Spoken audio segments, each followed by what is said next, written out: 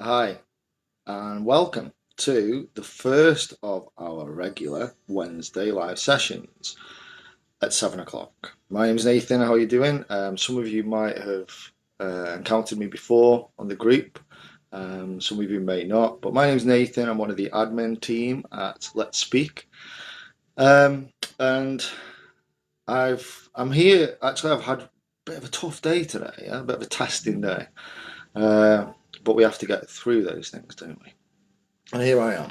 I hope you're okay if you've joined me. What we're going to be doing today is talking about surviving lockdown, this show, and ways that we can do it. So I'm going to give you sort of 7 tips that will help me and other people. Hopefully, they can help you because I know it's a really hard time. I know a lot of people have, whether you're working, whether you're not working, whether you're furloughed, whatever situation you're in, I know it's a really tough time for a lot of people right now. So I think whatever help we can get to get through it is good, right? And we're all in it together. Yeah. Hopefully we've got some more members of the admin team joining in on the chat as well. So if you want to comment, feel free, comment away. What I'm going to do is do 7 little sections, talk about each one a little bit, not go into great detail today, and then we're going to go over a lot of these topics in more detail over the coming weeks. Starting with next week, and we've got Johnny, one of our admin team, and he is going to be talking about the cycles of depression.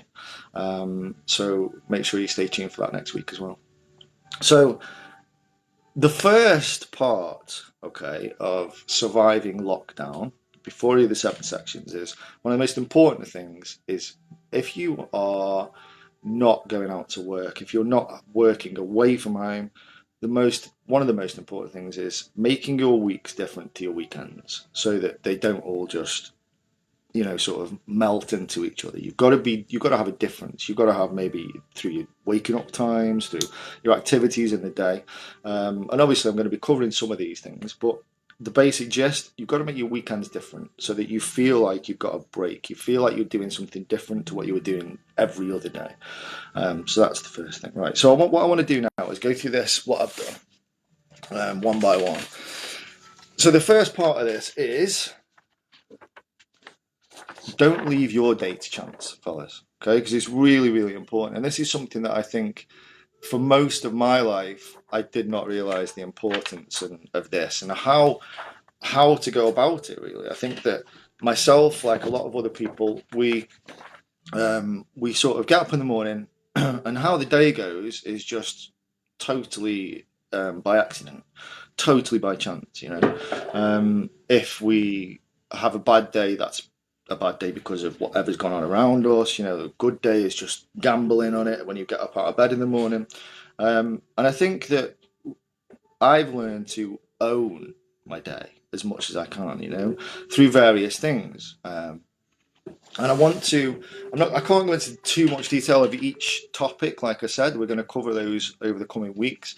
But to give you a gist of it, I wrote a little something down earlier about how owning your day can make such a difference, right? It's really important. I think I need a drink of water here. I'm like dying. Hi, Joe, Jack, Jamie, Andrew. Nice to see you guys. Hope you're well. So leaving your day to chance is like waking without appreciating the difference you can make to your day, because you can make a huge difference to your day, to how you feel every day. You can make a difference to your relationships, to your energy levels, to your motivation levels, your whole self. You can make a massive difference to it. And I think a big part of it is understanding the difference you can make. You can use lots of tools, you can plan things, you can affirm things to yourself. So you might have heard lots of things about affirmations and stuff, especially the last 12 months or so. But affirmations, for me, very, very important. For you to tell yourself that you're not as bad as you sometimes pretend you are. That little negative thought process that we have, that little negative voice that tells us you're crap, you're useless. You can't do that. You can't do this. You can't do that. And I think part of the whole process of this is to try and recognize that voice, that thought process, that side of us which doesn't want us to succeed, and replacing it. And we can do that by habits, by training ourselves with new habits. At the start, it might not be so easy, but as you go on, it becomes habit. Just the same as all the bad habits that you might be doing already, whether it's to do with relationships or how you feel or your activities, your motivation. You can change it. And if you're sitting there now and you're thinking to yourself that you can't, I've tried this, I've done this, I can't be different than what I am, I can't be better, I can't help myself, I can't achieve anything. If you think like that, then that is the exact reason why you need to realize these things, and you need to understand that you can. And that is one of the biggest points of this, and the biggest starts of what I'm trying to say to you is that stop focusing on what you can't do, really believe in what you can do, okay? You are the main contributor to your day and how you find your life. You don't have to blame everyone else, and you don't have to beat up on yourself either. You don't have to feel bad. You don't have to feel worthless and ashamed and useless or unloved, because you are loved. You can feel better. You can love yourself, and you can be proud of yourself. Okay. So what I've said about don't leave your day to chance, owning your day. And I wanted to I've written this little analogy for you, right? It might help. So if you imagine, obviously you might have a car already. If you have, well done. If you haven't, imagine you've got a car. You need to take this car on a journey, wherever it is. You need to make sure you've got certain things to do with that car ready and right, yeah? You've got fuel for a start. So when your car needs to go on this journey, you've put your fuel in it, you've got your oil in it, which is the right oil, you've got the right fuel in it. Because obviously, I don't know if you've ever done that, but I haven't done it myself. Put the whole diesel in the petrol or petrol in the diesel, that's not good, right? But if you have to put the right fuel in, because it's not going to work properly. And if you or someone else doesn't look after your engine, the vehicle engine, motorbike engine, the car engine, the truck engine, then it might last for a while. Some of them do, yeah. But eventually it's going to go, you're going to see it doesn't run right, it's going to smell, it's going to make funny noises. You have to keep going to the garage all the time because you're not looking after it, you're not being proactive. That's like me, I don't look after cars very well at all.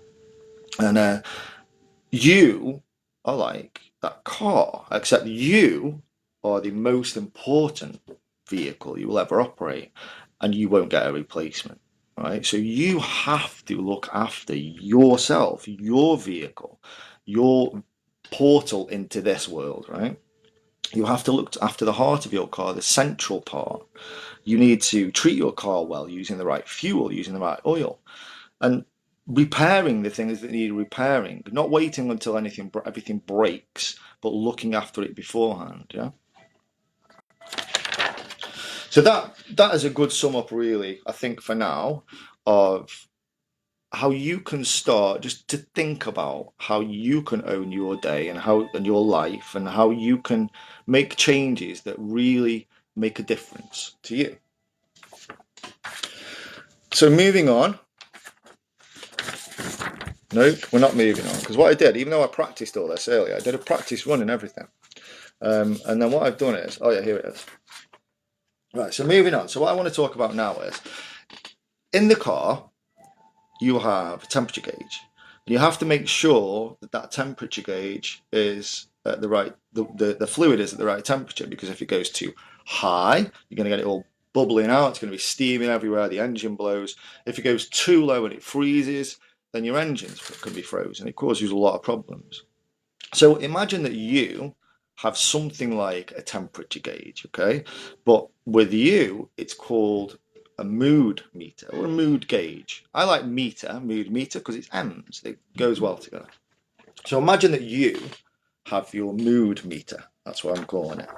And imagine that it's something like this, okay? Really professionally done this, as you can tell.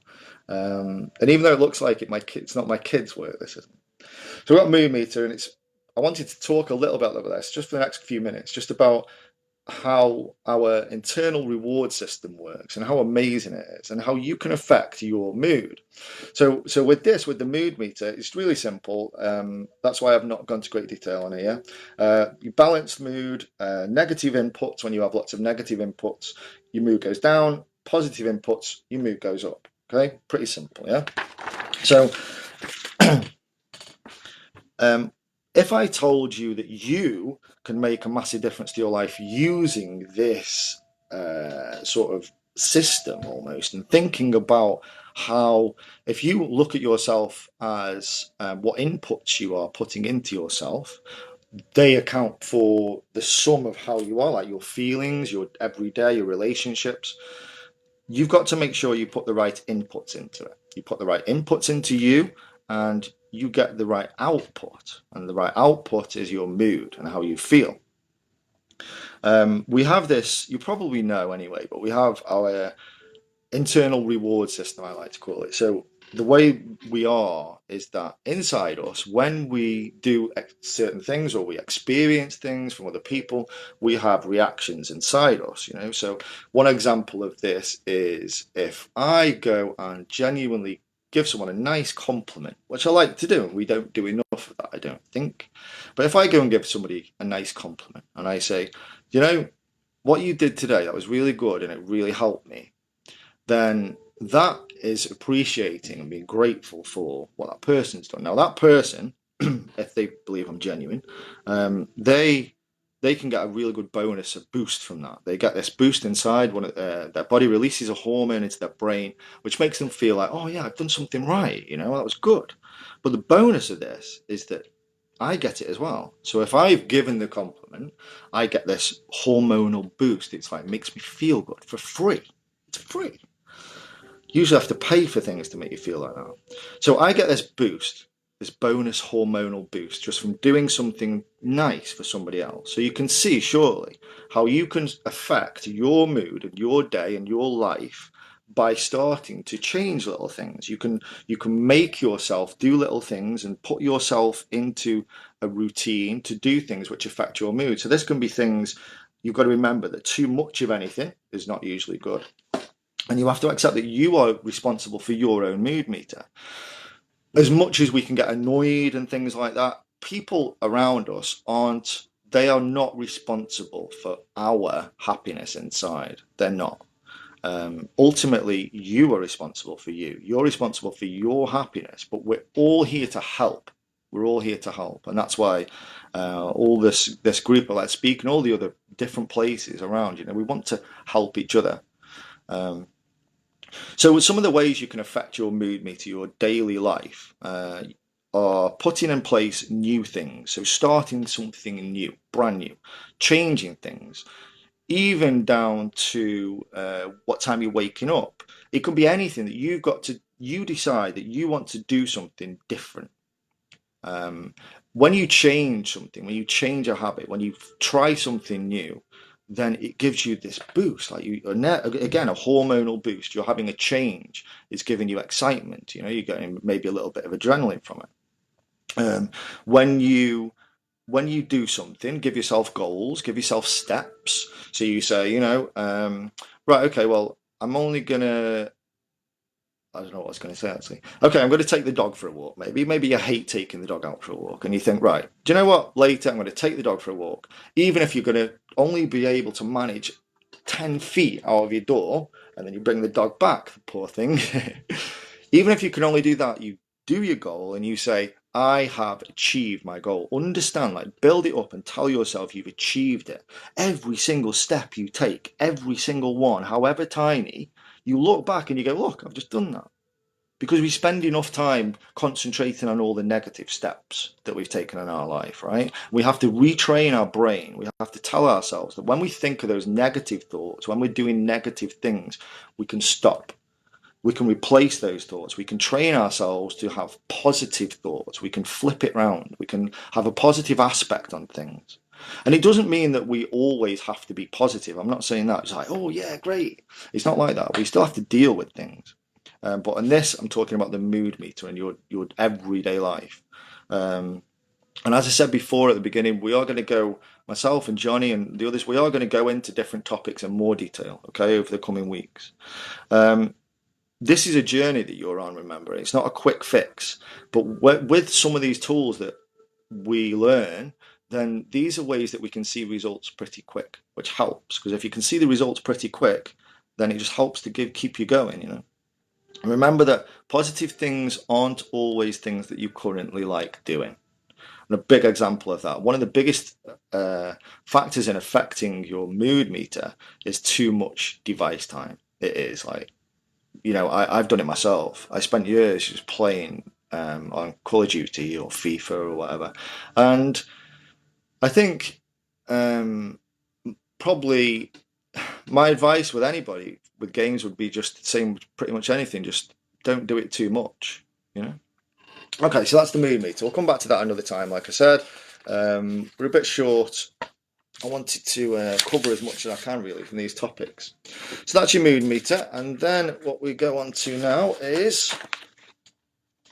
Okay, yeah, so this is really important. So we've done owning your day, the basic introduction. Talked about the mood meter, owning your mood in the day, and thinking about and being mindful about what you're doing. And then what we have is, you see this, I did this one earlier, stop focusing on can't, because you can't. It's true. Lost all my papers here now. Okay, so here we are. So this is the next bit. So it's sharing. I've literally, sorry guys, you know what's happened here? There we are. You have to have one thing go wrong, right? It's communication, sharing and talking and venting. And part of it is, if you think about it, sharing the load. Because when you've got a big heavy weight, and I know probably a lot of you do, work out and stuff. I mean, I do as well. I love calisthenics. And for me, I've not been working out for a few weeks because of my mental side of it. It takes a lot of energy, getting through this and doing what I'm doing. And for a lot of you, the mental and emotional energy that you exert, the tiredness is worse than physical tiredness in a lot of ways. So for me, I've had to stop the workouts for a bit until I've got the energy to get back doing them. I can't wait, to be honest, but not quite yet. So we've got to share the load, because like with a heavy weight, if it's too heavy for you to carry, if you share it, then it becomes really light. And if you share it between a lot of people, then it becomes even lighter. So that's really very simply put, like the point of this whole group, really, that we're in it together, And when we share things, it really helps to get through it. Without doubt, one of the things that most affects our days in lockdown, we're all the time, but I think more so at the minute because we're on top of each other, So one of the worst things that affects us at the minute is the communication and our relationships with other people around us. How many times have you lost your temper with people during lockdown? How many times have you felt so crap after losing your temper because someone said something that you didn't like? And how often is it that you end up feeling really dark and surrounded by darkness because you feel that you're alone and nobody understands? But the thing is, you've got to accept this. You've got to tell yourself, convince yourself. If you're feeling really bad right now, if you're feeling in that place where you can't see an end to anything, to the lockdown, and you feel like it's getting too much for you, you have to convince yourself of this. You have to tell yourself that in the same way that you know that you can feel this emptiness, this darkness, and how low down you are right now, you can feel the opposite. You can feel hope, you can feel happiness, you can feel lightness, you can feel community, you can feel brotherhood, and you can feel all the good things just as easily as you can feel the bad things. Okay, but it just doesn't seem like it sometimes because we're so far down in that pit that it's hard to see any light. If you're only shouting, that'll be my kids. Lockdown is fun. You've got to accept that you're human and explain your feelings with people around you. Instead of getting angry when we feel that somebody's done something wrong, we've got to understand that We lie to ourselves sometimes. We do. Our thoughts, we lie to ourselves. And one of the worst times for lying to ourselves is when we're angry. The amount of times when I've been angry, and when I'm angry, I'm thinking, yeah, I'm 100% right. Like, oh, yeah, sure. Spot on. And then after, you calm down and you go, yeah. So then you realize it was a bit stupid getting angry, because in that time, saying things and being a way that causes triggers in other people, it causes memories in other people, traumatic memories, So it's really important that we try and control ourselves, I think. And accept you're human and share your burdens, because part of allaying the angry feelings that a lot are associated with fear, is to let them out, let your emotions out. So if you get angry, get a punch back. You let that anger out in that way. You can vent before getting to that point. Vent your emotions. Talk through your emotions with people. Find someone you can either trust to talk to. There's lots of us here you can talk to. You can also, there's helplines and things if you prefer on a phone. We can have calls with you as well. You can also just talk to random strangers on chat, on helplines. I was going to say chat lines. Do that as well. But the point is to get it out, to vent it, to make sure that those feelings, those negative feelings, don't stack up on top of each other inside you until it's just like boom, it explodes. Talk to yourself. Yeah, talk to yourself out loud if you can. It might feel weird at first, but it's a well-known and highly recommended process that we can use to figure things out, to figure ourselves out, to use our critical thinking. And for too long, we've been made to feel, I think, that if you talk to yourself, you're crazy. You're not. It's good for you. If you don't want to talk to yourself, think to yourself. Like, have conversations with yourself in your head, and don't always listen to the negative thought process, like I've touched on before. Your anger doesn't exist without a source and a cause and your permission. So inevitably, it's your responsibility. We're here to share, support, love, help each other, and we get huge rewards from it, which I spoke a little bit about before.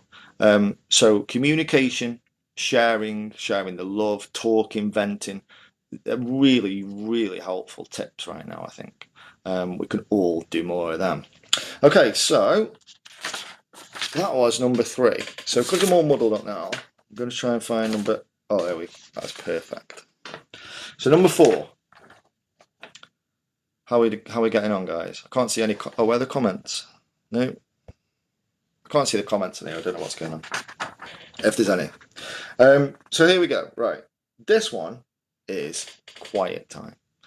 Quiet time. I cannot really say enough and how important quiet time has been to me since last year's lockdown. And as we've gone on later last year and then this year as well, I use it a lot more. So quiet time. So let's have a look. So you've got some ideas here. Quiet time, you can do lots of things, and it depends what suits you. So whatever I'm saying, these suggestions I'm making, whatever you try, if it doesn't work for you straight away, try again. Don't just give up. And then if things don't work eventually, then try something else. Don't just give in and just revert back to type. Just say, oh well, I tried, because it's not going to help you in the long run. And I know it's hard sometimes. It really is hard. It's hard to hold yourself back. It's hard to be patient. It's hard to be calm. It's hard to get yourself moving. It's hard to get up sometimes. It's hard to shower. I get it. But all these little things, you can use them and you put them as targets, little goals. Even having a shower, say to yourself, if you've been struggling, it's okay. And you go, I'm going to shower tomorrow. The feeling you get from achieving that goal of showering, as well as feeling fresh and clean, oh man, you'll be buzzing, be ace. So quiet time is really important. So when I say quiet time, I mean distraction-free time. So that's not TV. It's not having conversations with people.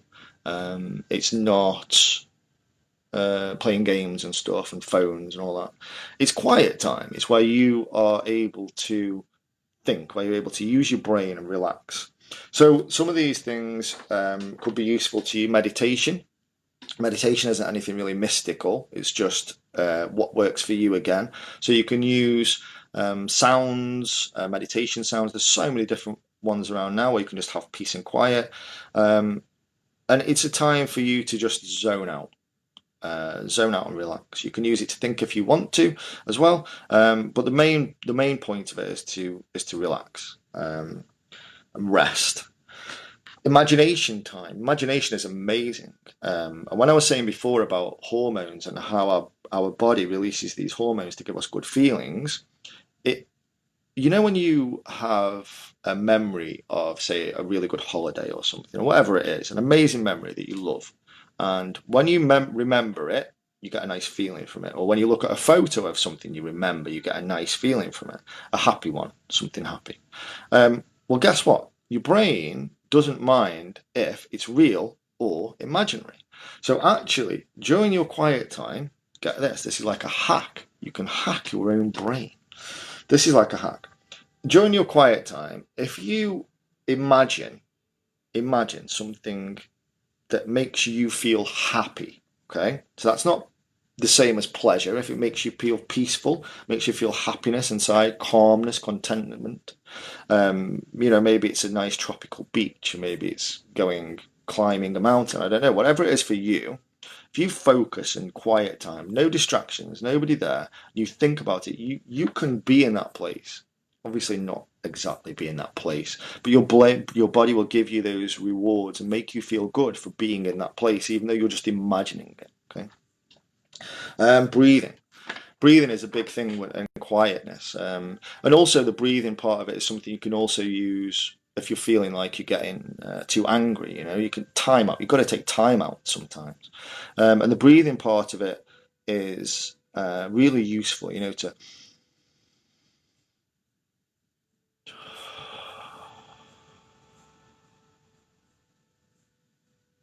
just be still, just be calm, focus on the breath, breathe in and breathe out nice and slow. Concentrate on the out breath a lot, but understand how important that breath is to you. That is your life energy. That's you're breathing in what you need to survive. You can. I was reading something not long ago where it's good as well when you're doing the quiet time and breathing to tense muscles, different parts of your body when you're breathing in. That's good for you. So sounds during quiet time as well. I listen to a lot of different sounds. I have Alexa, so either it's like spa music or rainforest, ocean. I love ocean sounds. Whale sounds are great as well, although they annoy my missus a lot. Music, reading is good as well. And yoga, that's another good one as well. Yoga's great. And you can do it to whatever level you're at as well. So those are all ways for you to take time out, for you to take some quiet time, because I think at the moment, more than ever really, I think quiet time is vital to survive. So moving on, what are we on now? How are you getting on there, guys? We're going all right? I've been talking for half an hour, I think. It's finding my list. Okay, so we've had quiet. All right, okay. So the next bit is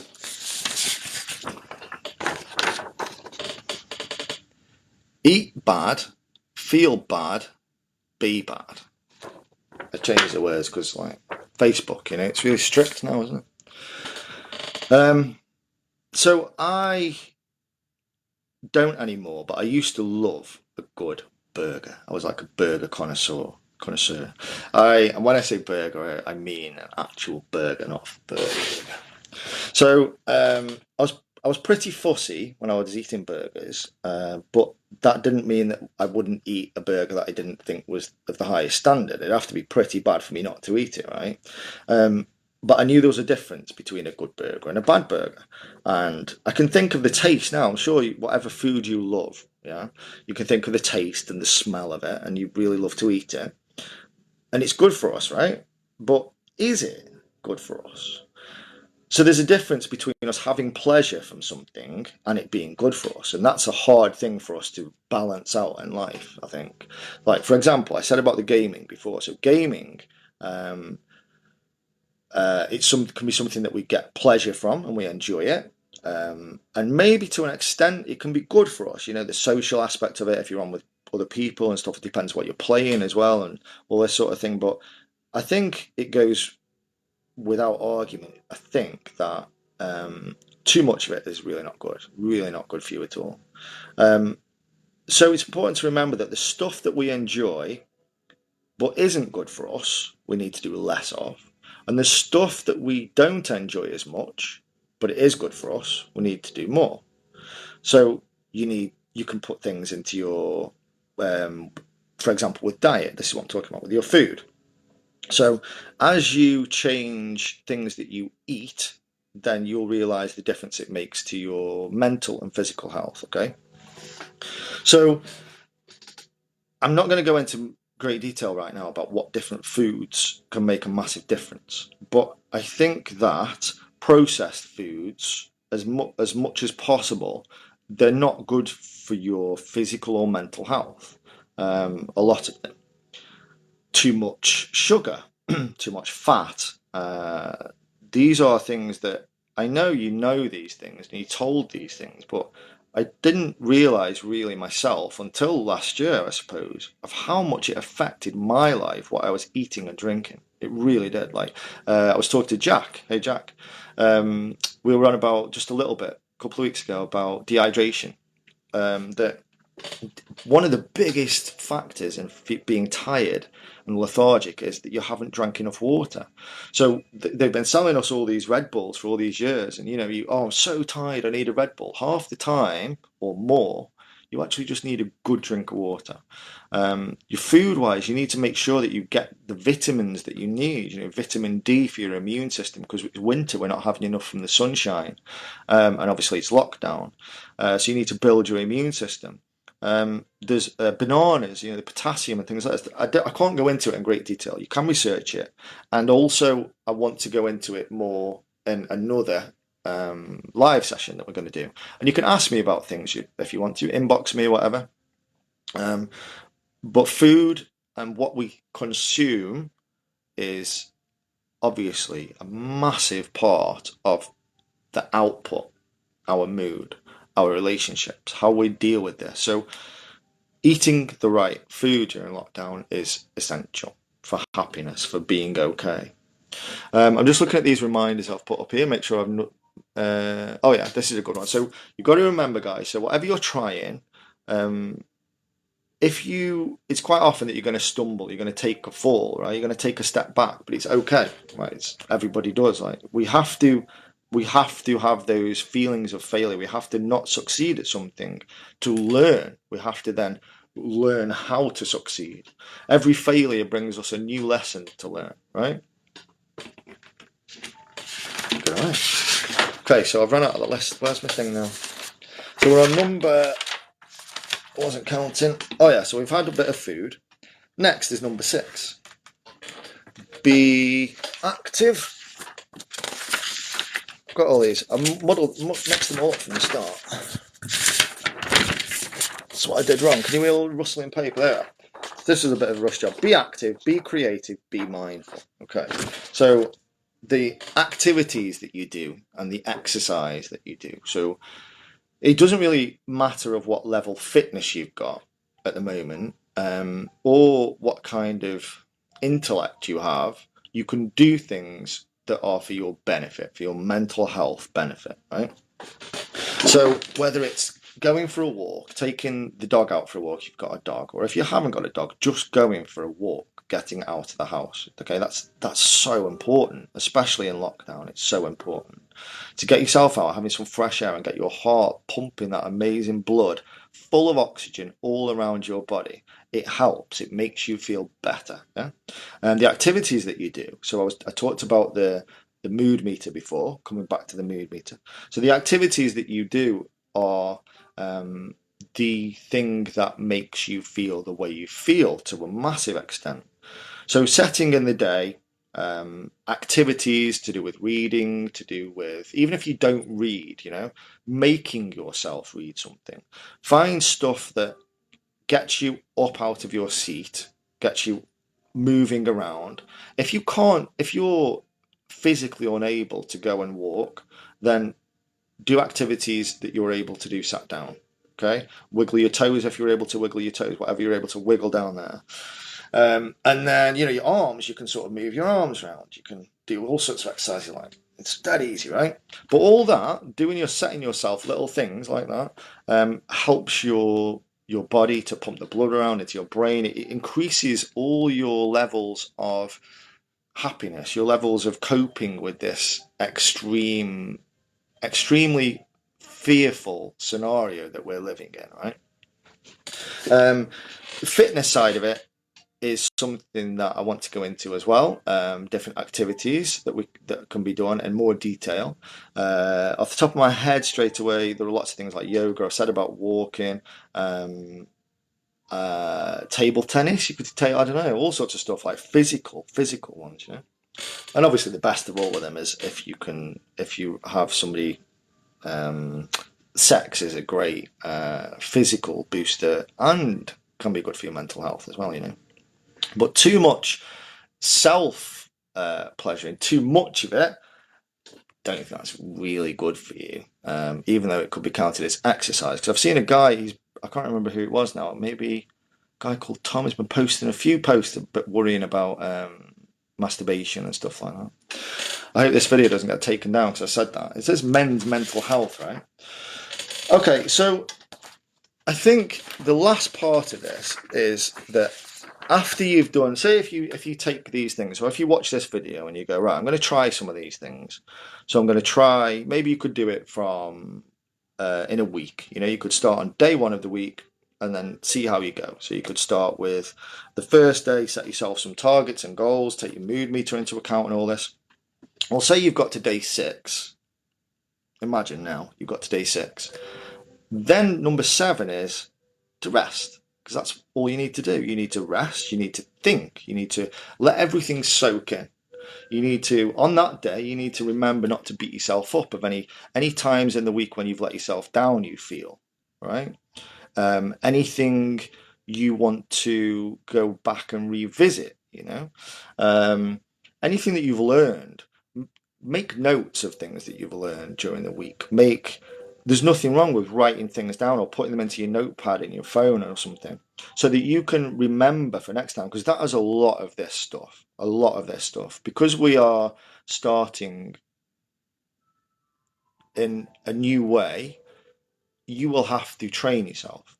You'll have to train yourself, you know. Society, I feel, has been we've been brought up, a lot of us, within a very negative mindset. We have society's push on us as men. We've always got to be the breadwinner. You know, you've got to be strong. You've got to, now it's even harder. You've got to look strong as well. You know, you've got to look like The Rock. And there's so much more. And I think that we have to retrain our brain, pretty much retrain our brains, and it's doable.